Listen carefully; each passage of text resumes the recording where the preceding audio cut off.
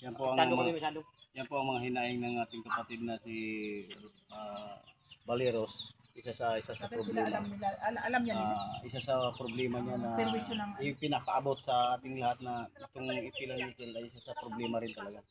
Saka yung bahay ko, boss, dyan lang sa harap ng kwan ng SY5. Harap lang, SY6 pala. Pero okay. 3 taon. 3 taon ka na. Dati nag-aani kami dito ng sa 2 hektar, nag-aani kami ng halos 160. Ngayon wala na. 120. Ani ka ng 120 plus. Wala. Halos hindi pa abutin ng 100 eh. 70 na lang minsan. Hindi pa abutin 100. Bago tubig ngayon, nakasikang trap. Masaya ka na kung makakaani ka ng 90. Sa third crop. Sa ngayon halos pa lang 70, 2 hektarya. Hektarya pa. Minsan hindi pa abutin. Lampas ka lang ng Ano sa 60. tingin niyo yung dahilan? Bakit bumaba? Number 1 kasi lang sinira nila dyan talaga ang pinaka-ilog dyan. Yung hinukay ng bako na napakalaking ilog. Yung laking ilog na tinambak nila siguro dyan sa daanan nila. Di ba? Nagtambak sila ng pinaka-pidi road nila. Humukay. Hindi ko lang alam kung saan yan dinala. Ang graba na yan. Lumalim. Siyempre, naglalim. Ang pinakataas, huhugutin niya. Kaya lumapad ng lumapad ang ilog na maliit lang. Na kunting harang lang namin, Lumapad, bumabaw po. kunting Bumabaw. harang lang, Bumabaw. Oo, bumabaw. okay na kami sa tubig. Dati. Pero ngayon wala. Kalakas na ng tubig. Ay ngayon kahit anong harang namin doon, wala na. Masira na talaga. Halos gasako na mga kahoy tutum harang doon, wala na kasi nahuhulog doon, nahulog lahat sa baba. Ang laki na talaga. Baka alam niya nila kung anong nangyayari sa ilog ngayon eh. Alam niya nila kasi Pero ngayon yung ilog ba yung sa yung epekto ng yung sa irrigation, malaking impact din na wala na Diyos ang supply ng tubig. Ayun na. Ayun. Tsaka number 1 talaga ang tubig talaga pagdating sa may baha talagang pulang-pula. Malapot. Malapot siya. Sabi nila ngayon ay hindi daw malinaw kasi hindi nagbaha. Ay, Pero wala. ang yung yung baga ang tawag niya, yung naglatak siya. Latak Pag malalim. kinuan mo siya, Malalim. pula talaga. Sipin mo. Tapos baha. Aapakan ng baka. Ang paa ng baka halos kalahati. Putik yun. Hindi makalis. Kaya, di ba? Ang daming namamatay na baka. Oh. Kasi, ang paa, hindi na makakaalis doon. Hindi na makakan. Pilay. Kunting hugot ng paa ng baka, di ba? Nagkakaroon ng... Pero may mga isda pa rin nabubuhay diyan, wala. Wala na suso. Ultimo suso lang, noon nabubuhayan ng tao. Pupunta sa ilog, sususo lang dyan sa ilog na to. Kakaya na namin. Ay, wala. Pula, putik. Wala na. Putik talaga. Kahit na yung mga pait po sabi nila dati marami. Ayun, Wala na. dalang na. Masaya ka na lang sa suso noon. Sa hirap ng tao, papatulan mo suso, okay na. Masaya ka na pag uwi mo may suso ka. Ngayon wala ka makuha. Ayun talaga malaking diferensya talaga. O sa suso na lang. Dati pag nag-araro kayo diyan, pag uwi niyo mayroon pang ulam. Mayroon Ngayon, na wala ulam. na. Sa kahirapan ng tao talaga. Wala na. Okay lang sa kanila kasi laki ng kita nila. Ay sa atin nga mahirap na tao. Asa tayo sa mga ganyan-ganyan lang sa bukid, di ba? Buhay na tayo sa ngayon hirap. Ikaw, ma'am, ano ang masasabi mo ngayon sa... Sabihin mong basakan mo na yung sa Ano po pangalan niyo, ma'am? Janet Francisco? Dakalan po ako. Dangkalan, oh. Malaking epekto sa minahan. Mayroon ng minahan sa inyo dito lugar.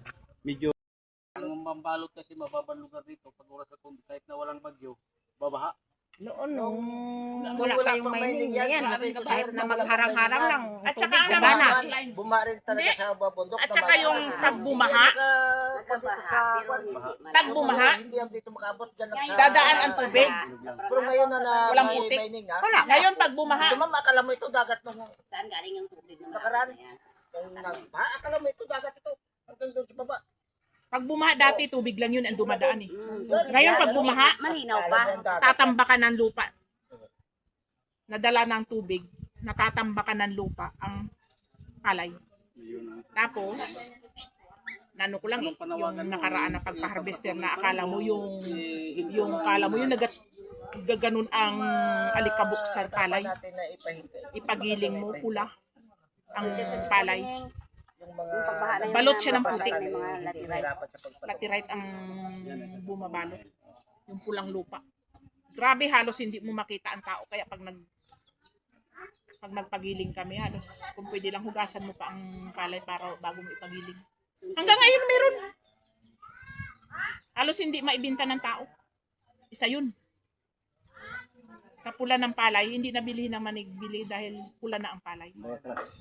Wala na, hindi na talaga bibilhin. Kaya kawawa talaga kami. Sa ngayon walang baha kasi init. Wala, tag-init. Tag-init ngayon eh, walang Diba? ulan.